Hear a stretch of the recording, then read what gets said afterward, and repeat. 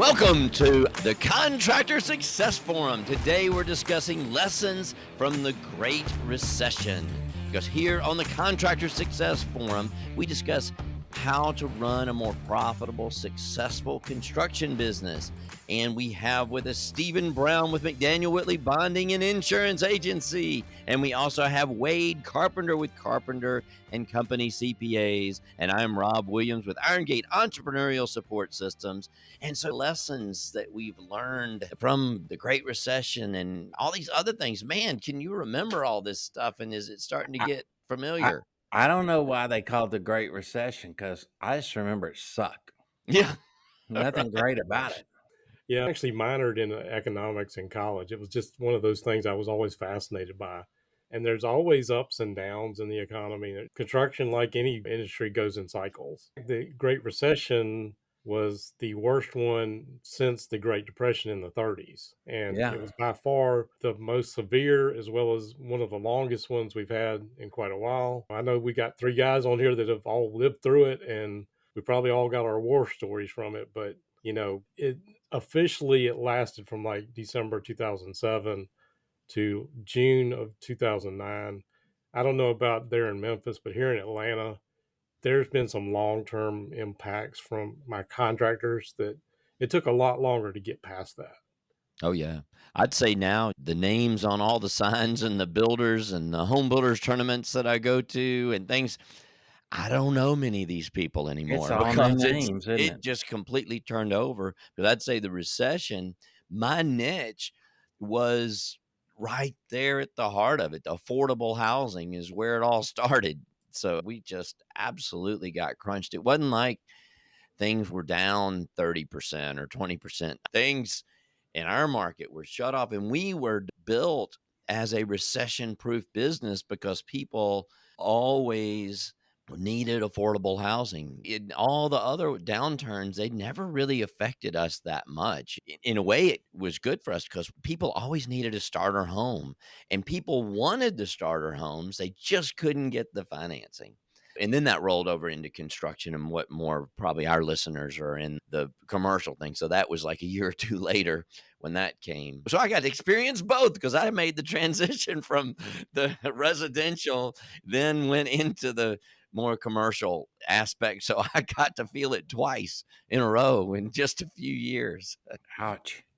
Yeah. Ouch. I definitely saw that there was a very big difference in residential versus commercial because a lot of the commercial guys had some projects that were going, but they didn't get hit as fast. But it seemed like the commercial guys took longer to recover as well. So I don't know, Mm. Stephen, did you see Yeah. that as well? Well, so much of the private work, the interest rates went through the roof and they weren't financing these projects. They just weren't going to do it with rates that high. They couldn't afford it. And as a result, there were hundreds of thousands of construction employees that lost their jobs. So I guess the big question for recording this middle of July or so of 2022, are we heading into another recession? And I guess I don't know if you guys want to kick that around. Well, The R we don't word, have a guest economist on the show.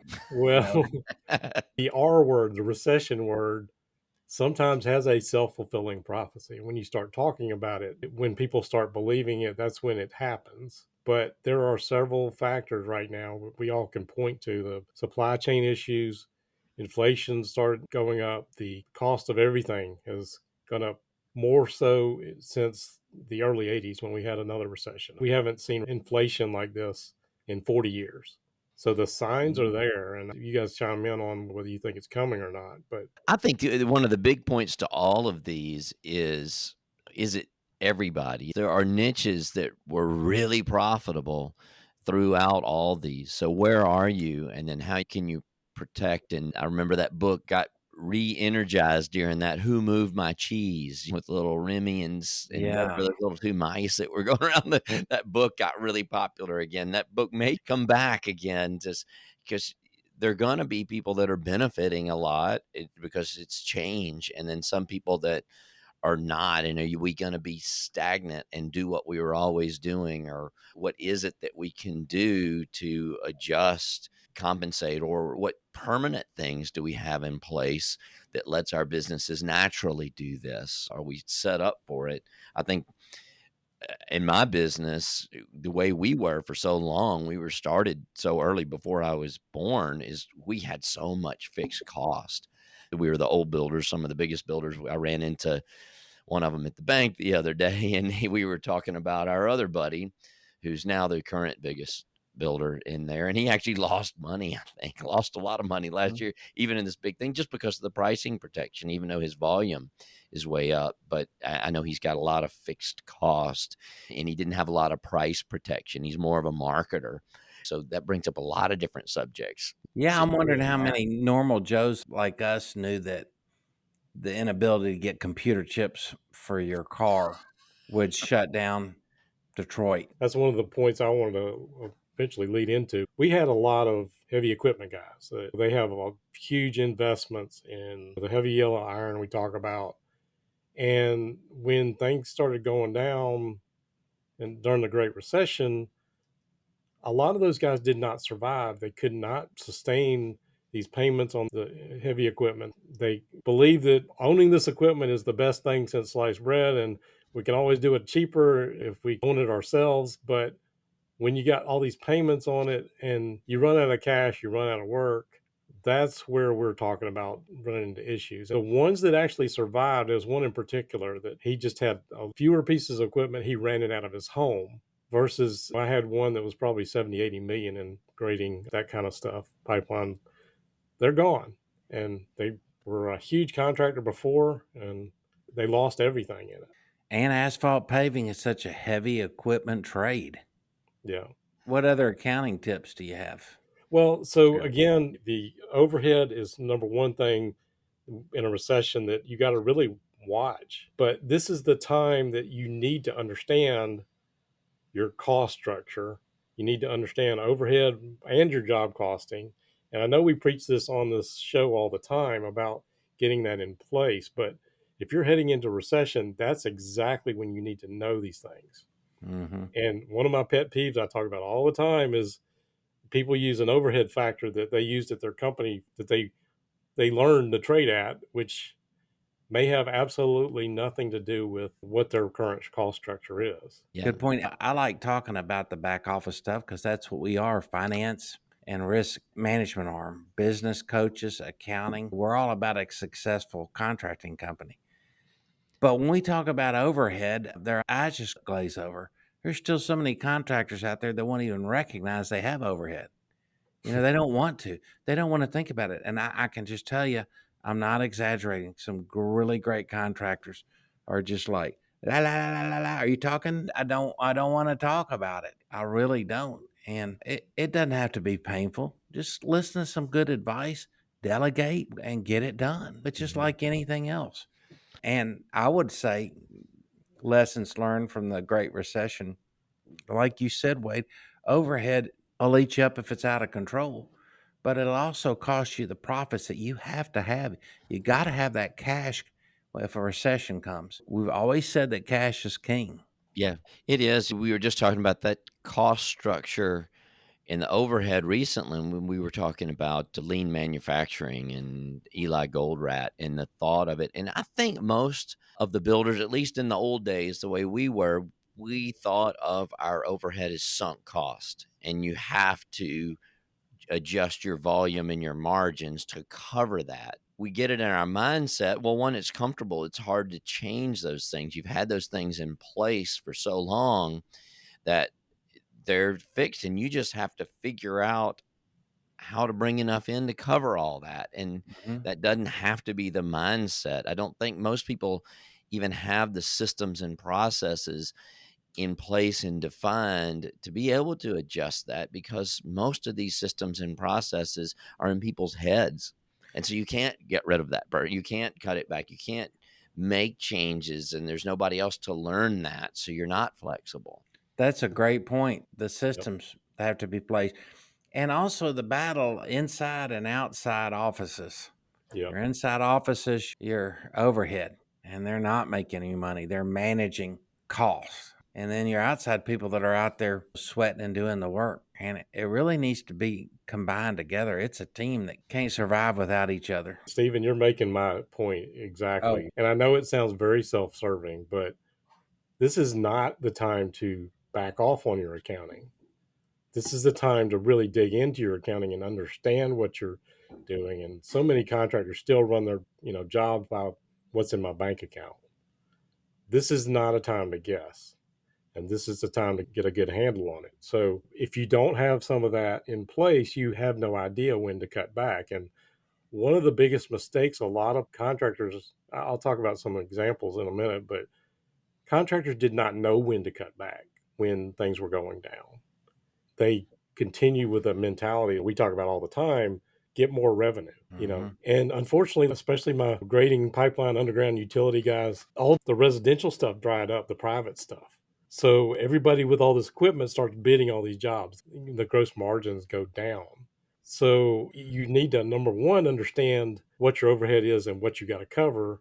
If you know your break even point and you start cutting your margin and you know what all this overhead is, a lot of contractors would say, there's no way I could possibly make it. And my hope is that people would make better, faster decisions, because we did see a lot of people hang on too long, I hate to say, but until they ran out of cash. I'm sure Steven saw some bond claims and stuff like that, people going in bankruptcy during that time. The bond claim, it hurts so much. You lose a friend, you lose a client. Well, you don't lose a friend, but you lose a client.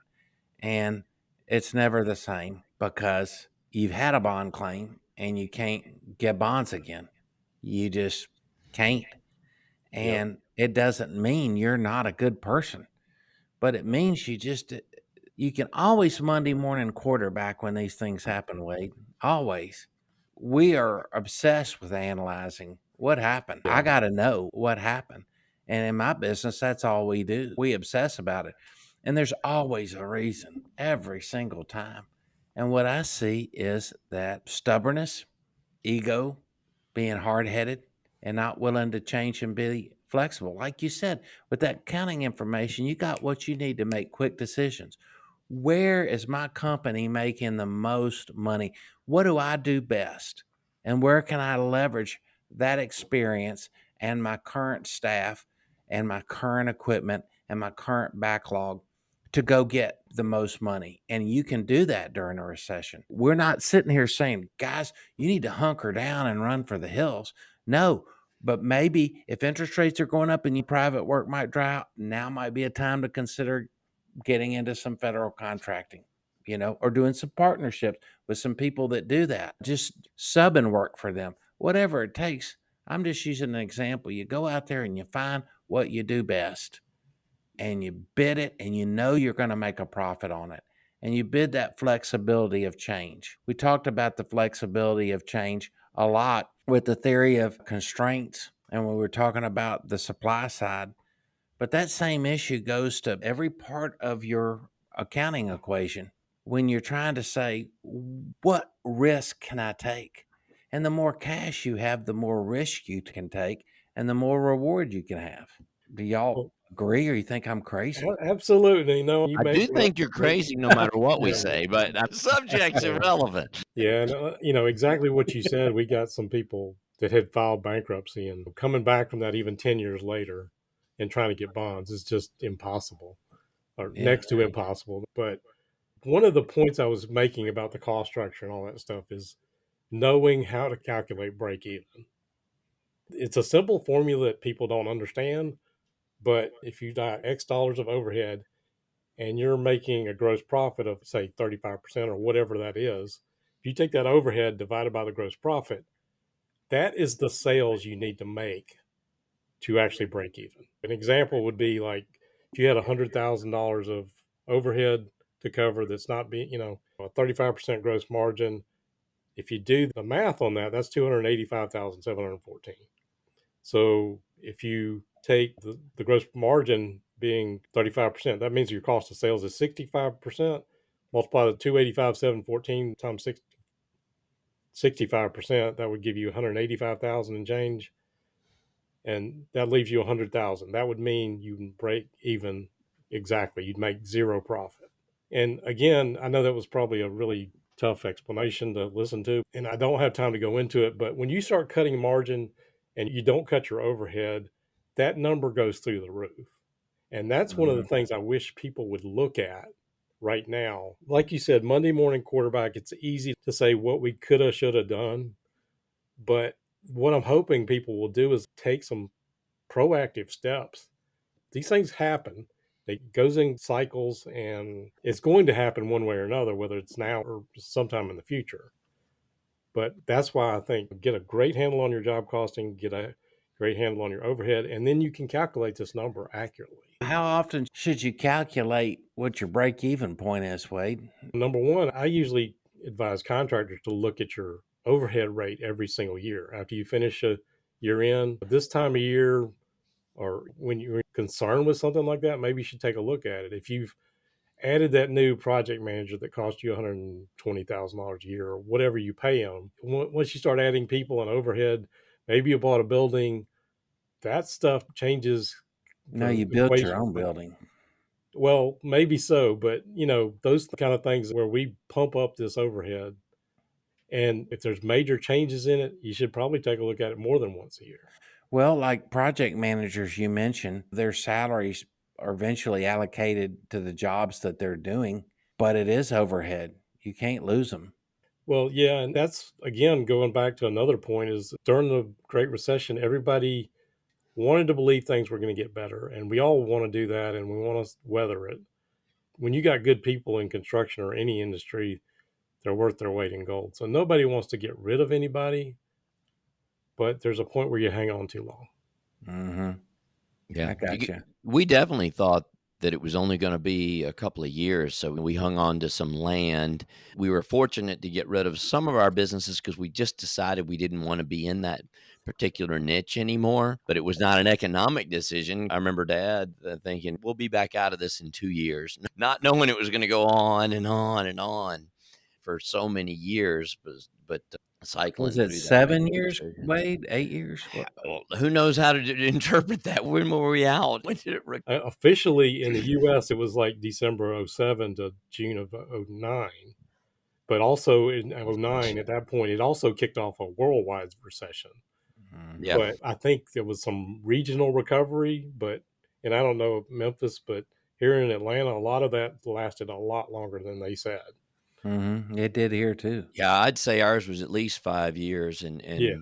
I'd say a lot of it for us. We just sold a lot of those properties last year that were developed beforehand for it to really swing around. So a lot of it in particular niches where we were. Some of them were 12 years to recover. So it just depends on what part of the business you're talking about. But again, part of my point of doing this is how do we make better decisions? A lot of people want to hold on to things. And what are some of the indicators that something like this may not be getting better and we may need to do something? Cash flow can be very deceiving. One of the huge lessons I had seen was one electrical contractor in particular. They had a ton of jobs that were commercial, ton of jobs finished up at the end of one year. I think it was 08 or 9 or something. And they didn't have anything behind it. They had all this retainage and it all came in 09, 10, something like that. But there was no expenses behind it. So Yeah, so you got numbers that are no good and you're trying to make a huge decision. they had all this cash that came in. They got killed on taxes. They held on to their people way too long because Rob and I talk about this all the time about profit first. It's very deceiving when you're sitting on one lump sum of cash. And so that's where I wanted to kind of roll into the profit first methodology and why this is the perfect time people need to be implementing profit first if they haven't done it. Because it's And forcing you to not seeing the cash that you have plonked down in your account at any moment in time. It's forcing you to realize where that cash has to be accounted for. And if you yeah, can't do that, you can't plan what kind of cash you're going to have in the future. I was just thinking about that because when you do profit first, you get the answer to this complex calculation that you need from looking at. We're talking about margins and overhead and break evens, and you need to look at those. But on the flip coin of that, you get profit first, which gives you sort of the answer. Then you got to go back and look at the other stuff to see where you arrived at that. But it's nice to really know the answer without having to think through all that. Stephen was just asking a minute ago, well, how often do you look at that? How often do you do that? Well, if you're doing profit first, it's every week because you're not actually doing those calculations, but you see the result because you see how much cash is in each envelope, each account that's coming through there. So you're forced to deal with the answer to that problem so you don't go for 2 years or a year. Because I was just writing down some notes of what we were talking about, how we need to look at our price protection on the cost and then the contract stuff, and then look at our cost structure of our overhead and then our margins and calculate all this stuff. And that's kind of stressful when you're stressed, and it adds to it, and you don't have Mhm. time to do that. You'd say, well, the answer is let me go out and do that. So all of those things that I just mentioned are rolled up into profit first. If you're doing the profit first, the simplest method, and I'd say get it simple. When I work with people, I have to say, look, just simplify it. The first few months, they want to calculate everything. It's like, just get the answers. Here's Yeah. the money coming in. Here are the percents. Put Keep it it in simple, there. stupid. It can Yeah. take 5 minutes to Yeah. do it. Yeah.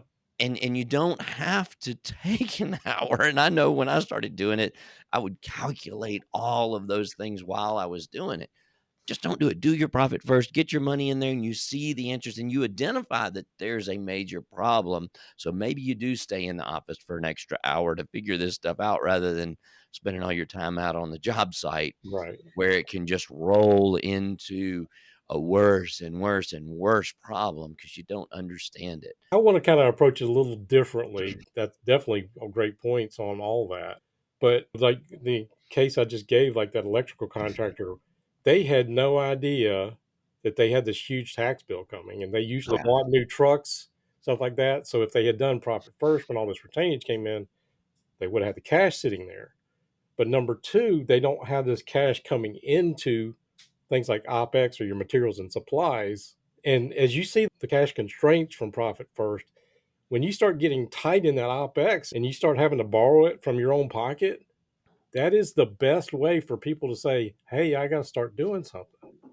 If you keep those percentages like they've been, it's naturally going to constrain your cash and you're going to wake up and say, hey, I got to do something. Whether you know this overhead number or not, you're going to see this money going out for all the people in the office or that really nice truck that you bought that you really didn't need. Hey, it's saying, I've got a problem. You've got a problem. Just think about it, especially when you do the truck. I can think of times that we didn't know we had a problem until 3 months after it's too late to do anything about it. So even though you think you're healthy and you've got your act together, are you saying it's healthy to say, I got a problem and then go find out what it is? Because it's something you need to do. We're not trying to make everyone paranoid, but just make people realize, Wade, you're right. They're just things that hit you and broadside you that you need to know about. Well, again, Like the unexpected tax bill, renting versus buying equipment and vehicles. What do? You're the person they're going to ask, Wade. yeah. Well, all my advice about the overhead and job costing, if you don't do any of that, but you got the profit first methodology in place and you're allocating it, you're naturally going to wake up when things start going down. Mm-hmm. And once you start wrecking the structure and having to take it out of your own pocket, people wake up. Right. And as a contractor, you have good jobs and bad jobs. You do. It's just a fact of life. But if you have cash in the bank to weather the storm, Yeah. every single time you have a bad job, it makes you an expert on accounting and job costing because you're like, whoa, I'm not letting that happen again. Yeah. You just can't blame it on anybody else. Now, you can certainly blame it on the economy. By the way, contractors, if you're meeting with a bond underwriter and they ask you about money you lost on a job, it's the weather. That's the standard answer. Yeah. It's the weather. Right. Well, Right. I heard a great point made the other day about, you were talking about needing the cash, but they were talking about how so many of these businesses, it wasn't necessarily just construction, but it was like they got lucky. They got lucky. And well, they started doing, I think it was Jim Collins, not Phil Collins, the band, Jim Collins, the book Yeah. writer. So they did a study and they said, okay, what is making people luck? And it turns out there was a huge correlation between the amount of cash people had and luck. having extra cash funds ended up making people, quote, lucky, because they were there to take advantage of that lucky opportunity, where if you don't have the cash, and a lot of those lucky opportunities are during the recessions. Mm-hmm. So that's when they, quote, got lucky. But the point was, they weren't really lucky. They had done really good cash management. So they had cash. So they were able to act on that. Yeah. And Be bold when you have to, and be wise when you have to restrain things a little bit. there's natural ups and downs in the economy, and there's going to be a drought at some point. If you're in a point where you're healthy, you should be stacking cash back. And no better time to do that than the present. And I Mm-hmm. know Rob and I had actually talked before the show about possibly doing a series on this. So maybe we'll do some follow-up episodes. Do we But also need to tell everybody to hoard diesel fuel and toilet paper? Right. not quite possibly. Yeah, we need survival, dehydrated food, but it never hurts to think that way. You don't have to be obsessive about it. But construction industry, noticed in COVID, it's a vital industry to the economy. It Yep. cannot stop. It just cannot. And it was considered a vital. And I think that's what got a lot of us through the COVID. And some contractors say actually made a little bit of money during the COVID. And then we had other contractors that just made money because of the PPP Yeah. loan. But nevertheless, they're a little bit ahead. And then if they let the supply chain broadside them or sign some bad contracts, that can take all that away pretty quickly. So work smarter, not harder. And our motto has always been, you don't know what you don't know. And Rob, you added a new one. Just keep it simple. Hey, my 95-year-old stepfather gave me some good advice yesterday. He said, hey, chill, just be cool. And I said, what are you talking about? He goes, you heard me. I said, what, am I worrying about something too much? And he goes, you heard me. And I guess that's the best advice we can give everyone. You can't think when you're stressed, like you said, Rob. Well, you're so Yeah. stressed that it's stressful was a good comment. That's so true. And all this analysis that people choose to go through when they hire us, they tend to hire us when they got the time to do this and they want to go through. And it's like, when you need this, you're not going to be able to think clearly like we're doing right now. You're It's not like going to looking have up in the yellow hours. pages for a good attorney. It's too late. Yep. That's right.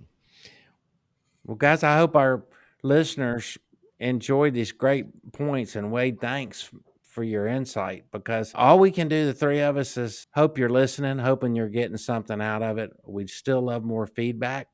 Go to contractorsuccessforum.com or go to Contractor Success Forum on LinkedIn and pose us the questions.